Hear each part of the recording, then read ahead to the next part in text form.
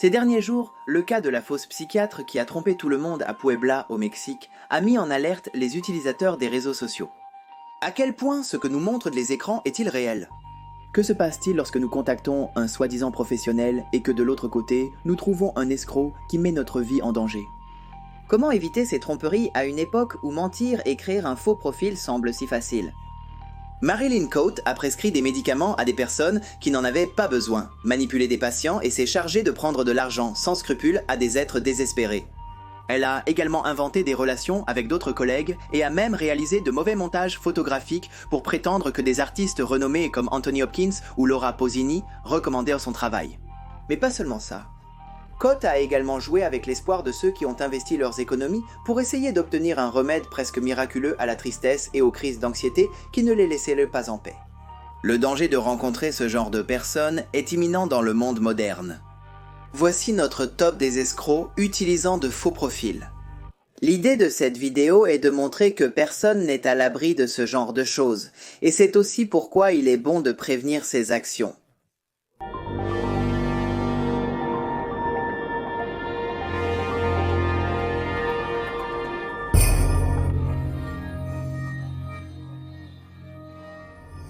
Ignacio Martin est né dans le quartier Los Paraísos, au nord de Cordoba, en Argentine. Il a grandi là-bas et y était à 19 ans quand la pandémie de coronavirus a éclaté en 2020. À ce moment-là, Ignacio, surnommé Nacho, était très apprécié des siens. À l'école, il obtenait de très bonnes notes. Il avait des amis avec qui il avait l'habitude de se réunir pour partager de bons moments, et les voisins de la région le voyaient comme un jeune homme calme et concentré sur son entrée dans la vie adulte. C'était essentiellement une personne très éloignée des problèmes. C'est pourquoi tout le monde a été surpris qu'il soit accusé de meurtre. En plus d'être toujours respectueux et responsable, Nacho avait une autre particularité, il parlait avec assurance et avait un grand pouvoir de persuasion. Cela a été crucial pour qu'il ne tremble pas quand il a menti sur son âge et sa formation lorsqu'il a postulé pour le poste de directeur du centre d'opérations spéciales de Rio Cuarto. La pandémie était à son apogée, et l'organisme chargé, entre autres, de la logistique, de l'aide, de la santé, dans toute cette partie de la carte, était entre les mains d'un jeune homme qui prétendait avoir 22 ans et étudiait la médecine. Nacho avait travaillé comme bénévole lorsque le virus avait commencé à se propager dans toute la ville. Il se montrait prêt à collaborer dans une situation pressante, et cela le plaçait presque dans le rôle de héros. Le jeune homme a fait le tour des salles d'urgence, a travaillé dans les gardes, a prescrit des médicaments, a signé des certificats, tout cela avec un sceau qu'il accréditait et un numéro de matricule que personne n'a jamais su, du moins pendant un certain temps. Nacho est apparu à la télévision et grâce à son nouveau poste, il a rencontré une fille avec qui il a commencé une romance. Les jours où il prétendait être à l'université, il lui envoyait des photos de lui portant sa blouse blanche. Avec une fausse modestie, il lui disait qu'il était le chef de tous les stagiaires. Il n'est pas difficile d'imaginer qu'avec ce curriculum, tout le monde prévoyait pour lui un avenir rempli d'honneur. Mais l'illusion s'est effondrée en 2021 quand une grave plainte est arrivée aux délégations de la municipalité. Dans ces lignes, on accusait Nacho de ne pas seulement ne pas être en 5e année de médecine, mais de n'avoir jamais été formé à ce sujet. Il y avait un groupe de personnes qui voulaient croire que tout était une erreur, mais alors les irrégularités ont commencé à émerger. Elles étaient nombreuses et étaient devenues fatales. Comme l'ont confirmé les enquêteurs sur l'affaire. Une famille accusait Nacho d'être un meurtrier. Ces personnes affirmaient que Nicolas Bertol, un homme de 29 ans, était mort à cause de la négligence du faux médecin. Voici la séquence des événements. Nicolas avait fait une défaillance respiratoire et Nacho était arrivé sur les lieux juste au moment où il avait une crise cardiaque. À ce moment-là, tous lui avaient demandé d'agir, s'il vous plaît. Nacho, face à l'incrédulité de tous, était resté impuissant. La raison, il ne savait tout simplement pas quoi faire dans ces circonstances. La mort de Nicolas a été l'une des nombreuses preuves qui ont commencé à s'accumuler. Quand la justice n'a plus eu de doute, elle a acculé Ignacio Marin, qui n'a eu d'autre choix que d'admettre qu'il avait utilisé des identifications apocryphes tout ce temps. Le jeune homme est arrivé au procès accusé des crimes d'homicide simple, de dol éventuel, de blessures graves, d'exercice illégal de la médecine, de fraude qualifiée répétée, de fausseté idéologique répétée continue et de fraude qualifiée en degré de tentative. Cependant, ceux qui l'avaient mis sur le banc des accusés ne voulèrent pas seulement que justice soit faite et qu'il soit condamné, mais ils demandaient que l'on enquête sur la raison pour laquelle ces mensonges étaient allés si loin. La controverse n'a fait que croître lorsque Ignacio a désigné l'ancien ministre de la Santé et le coordinateur du Centre des opérations spéciales comme les responsables de ce qui s'était passé. Selon son témoignage, ces deux personnes l'avaient encouragé dans son mensonge et avaient été chargées de lui fournir les papiers et les ordonnances nécessaires pour qu'il puisse commettre les innombrables fraudes. Cela pourrait-il être vrai ? Alors, il ne s'agissait pas d'un garçon qui s'était moqué du système, mais du système lui-même générant une fraude interne ? Pourquoi avait-on cautionné cet acte de corruption ? Pourquoi avait-il décidé de travailler avec un faux médecin au lieu de travailler avec du personnel qualifié ? Était-ce pour pouvoir manipuler certaines informations afin d'économiser des coûts ? Le sort final des personnes impliquées est resté flou. Il n'a transpiré que Ignacio a été condamné pour ses fraudes, mais il a été jugé qu'il n'avait rien à voir avec la mort de Nicolas Berthold. Aujourd'hui, le garçon purge une peine de 7 ans. Il passe ses jours à étudier le droit. Il espère pouvoir sortir de prison avant d'avoir 30 ans avec un diplôme en main. Un diplôme qui cette fois sera réel. Ignacio Martin n'est-il que la pointe de l'iceberg d'un réseau de manœuvres obscures menées depuis les entrailles même des organismes officiels de santé ? Beaucoup pensent que oui, que les véritables escrocs, ceux qui étaient derrière toute cette affaire, restent encore impunis, tout comme ce qui se passe également avec les escrocs du poste suivant. Des escrocs qui ne se déplaçaient pas dans le domaine de la médecine, mais qui se déplaçaient dans le domaine du football. L'année 2023 a commencé comme une année pleine de possibilités pour le joueur de football Davis Ageza Amuzu.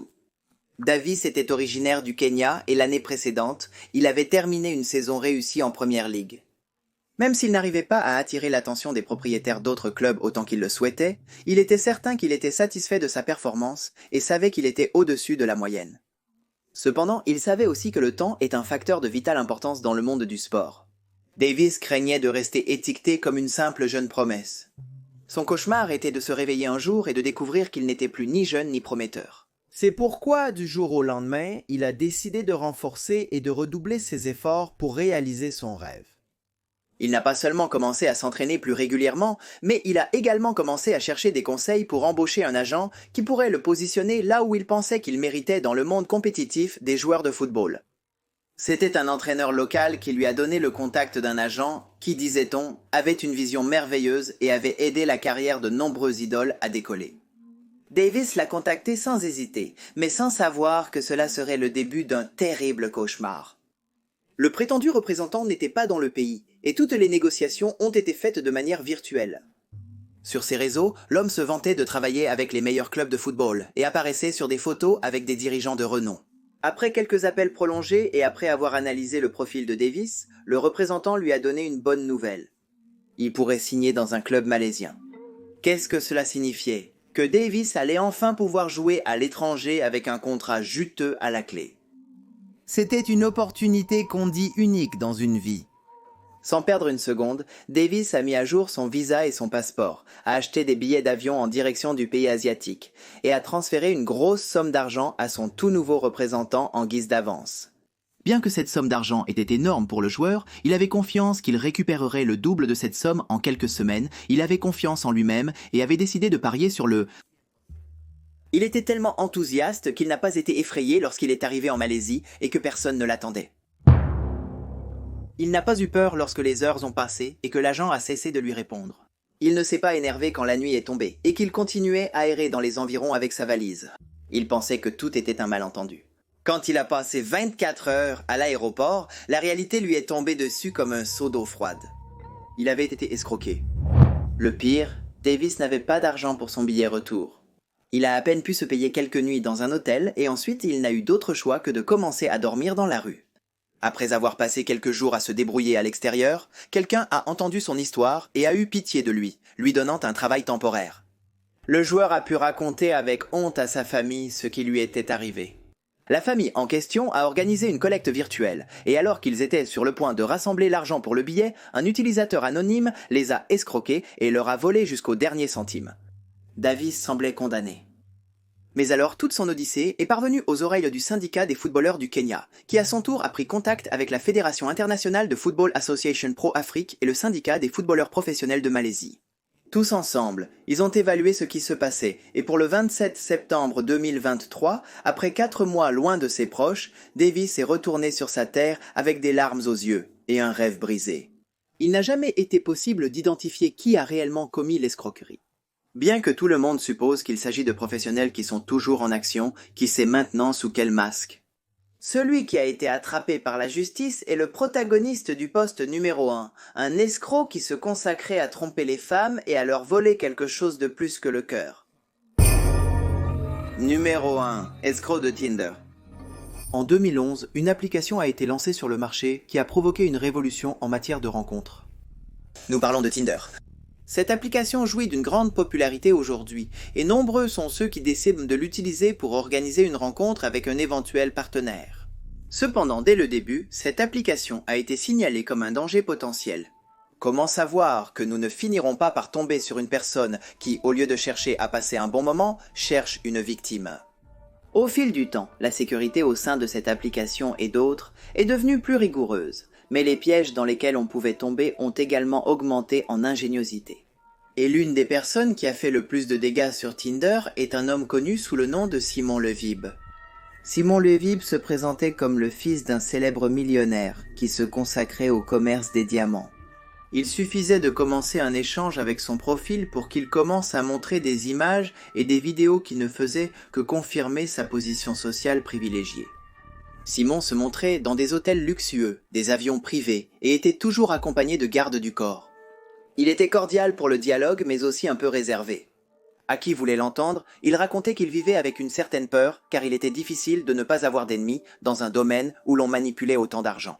Au fil des jours et des semaines, Levib devenait insistant sur le fait que quelqu'un le poursuivait. Il transférait ses paranoïas aux femmes avec lesquelles il commençait à communiquer. Et plus tôt que tard, il les convainquait de lui envoyer de l'argent. Selon lui, malgré ses millions et millions, ses comptes pouvaient être suivis par des personnes indésirables. C'est pourquoi il avait besoin de faire les choses de cette manière si suspecte. Au début, il s'occupait de rembourser le montant demandé plus un bonus, toujours en temps et en heure. Mais ensuite, les filles qui parlaient avec Levib ont eu une grande surprise. L'homme cessait de leur parler et les effaçait de sa vie comme s'ils ne s'étaient jamais connus. Il emportait des milliers de dollars qu'il ne rembourserait jamais.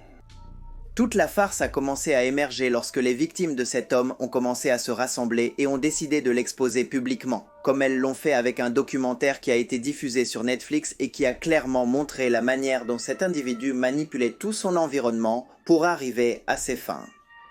Cependant, ce n'était que le début de la controverse. L'indignation a atteint des sommets. Lorsque la véritable biographie de celui qui se proclamait a été dévoilée, comme l'un des multimilliardaires les plus renommés de la planète. Tout d'abord, son nom n'était pas Simon Levib, mais Shimon Yehuda Hayu. Shimon est né en 1990 à Tel Aviv et faisait partie d'une famille juive ultra-orthodoxe. Dès son plus jeune âge, il s'est distingué par son charisme et son intelligence, mais aussi par sa propension à se mettre dans des problèmes. À 21 ans, il a été accusé de fraude pour avoir volé et encaissé des chèques de ses anciens employeurs. Lorsqu'il a appris que les forces de sécurité étaient à ses trousses, il s'est enfui vers l'Europe avec un faux passeport. On n'a rien su de lui jusqu'à 4 ans plus tard, quand une nouvelle a mis tout le monde en alerte. Il avait été attrapé en Finlande, où après avoir trompé un groupe de femmes, il avait été condamné à 3 ans de prison. Et après, était-il sorti de prison avec l'envie de devenir une meilleure personne ? Non. On peut plutôt dire que le temps passé en prison l'a aidé à peaufiner ses plans pour ne pas arrêter sa carrière criminelle. Il avait changé son nom en Simon Levib, avait découvert Tinder et le reste, vous le savez déjà. Lorsque toutes ces actions ont été mises à la vue du monde, il a de nouveau fait appel à ses faux passeports pour se rendre en Grèce. À Athènes, un groupe d'hommes en uniforme l'attendait pour l'extrader en Israël. Là-bas, il a été condamné à 15 mois de prison et à payer une lourde amende. Il convient de noter qu'il est libre sous la justice israélienne. Mais il y a des procédures de fraude ouvertes contre lui au Royaume-Uni, en Norvège et aux Pays-Bas. L'homme insiste sur le fait qu'il a toujours été innocent, et que les femmes qui ont réalisé le documentaire contre lui ne sont que des ex-petites amies rancunières. Il a reflété sa version de l'histoire dans un livre autobiographique qui est devenu un best-seller en quelques semaines. Voyant que sa popularité augmentait, l'influenceur a voulu vérifier ses comptes sur les réseaux sociaux. Pour cela, une femme qui prétendait être une employée de Meta l'a contacté. Après lui avoir soutiré $6 000, la femme a cessé de lui écrire. L'escroc avait été berné à son propre jeu. Mais évidemment, nous n'allons pas terminer le top avec ce cas. Beaucoup d'entre vous savent que ceux qui restent jusqu'à la fin ont un bonus track. Et cette fois, c'est un bonus track double, doublement escroc et doublement bizarre. Bonus track et Elon en difficulté. En septembre, un groupe de cybercriminels a porté un coup de maître en Espagne. Leur modus operandi? Simple. Ils ont piraté une page d'un club de fans de Brad Pitt et ont commencé à communiquer avec des femmes qui en étaient membres. Dans les messages, ils se faisaient passer pour l'acteur américain. Tout commençait par un simple mais maladroit échange que le supposé Brad Pitt faisait en espagnol avec ses femmes. Il les remerciait d'être partis du fan club, puis faisait quelques blagues. Si l'autre personne le croyait ou avait des doutes, il n'y avait plus de retour en arrière. Aussi incroyable que cela puisse paraître, beaucoup de femmes sont tombées dans l'arnaque. Les autorités ont annoncé que le réseau de criminels agissait de manière très organisée et systématique, choisissant comme victimes des femmes qui partageaient le même profil psychologique et d'âge. Toutes étaient des femmes âgées, ayant des problèmes d'estime de soi. Bien que l'affaire ait d'abord suscité certaines moqueries, les médias ont rapidement demandé de l'empathie pour les personnes touchées. En parallèle, des campagnes ont été menées pour tenter d'alerter les plus vulnérables et leur donner des outils pour ne pas tomber dans des escroqueries de cette ampleur. La Guardia Civil d'Espagne n'a cessé de souligner la solitude des personnes qui avaient perdu leur argent. De nombreuses personnes isolées de leur environnement tombent facilement dans une tromperie lorsqu'elles reçoivent soudainement une démonstration d'affection virtuelle. Démonstration d'affection que le monde réel leur refuse depuis des décennies. Sans aucun doute, ceux qui cherchaient à causer du tort avaient réussi à voir ces failles et avaient abusé de la situation, construisant une fantaisie peut-être ridicule, mais avec laquelle ils ont accumulé une fortune. Certaines analyses ultérieures ont montré qu'en effet, certaines des femmes ne croyaient pas que c'était vraiment Brad Pitt qui leur parlait, et elles avaient encore plus douté lorsque l'autre leur avait demandé de l'argent, mais toutes avaient été séduites par les ruses des malfaiteurs. Pourquoi? Simple. Elles savaient qu'elles perdaient de l'argent, mais elles étaient enthousiasmées à l'idée qu'il y avait quelqu'un de l'autre côté qui leur prêtait attention, ne serait-ce que pour quelques secondes. Ces criminels avaient créé un réseau de comptes bancaires ouverts avec de faux documents de personnes de nationalités africaines et utilisaient même des intermédiaires pour rendre impossible la traçabilité de leurs comptes réels. Bien que plusieurs perquisitions aient été effectuées, il est certain que l'organisation est loin d'être démantelée. Jeffrey Moynihan, un homme américain de 56 ans, n'a pas eu la même chance. L'individu a été arrêté après s'être fait passer pour Elon Musk et avoir escroqué une femme de 74 ans sur Facebook. Pendant plusieurs mois, en 2023, Moynihan a échangé des messages avec la victime, cultivant une relation de confiance et de crédibilité. Ils ont discuté de leur famille, projets, de l'avenir du pays et des finances. Le faux Elon Musk a dit à la femme qu'il l'appréciait tellement qu'il allait lui donner une opportunité unique. Il lui a proposé directement d'investir dans ses entreprises. Il l'a ainsi persuadé d'investir beaucoup d'argent, promettant des retours de plusieurs millions. Ce cas est un autre exemple de la façon dont ce type de crime fait partie d'un problème beaucoup plus large, qui affecte de manière disproportionnée les personnes âgées du monde entier.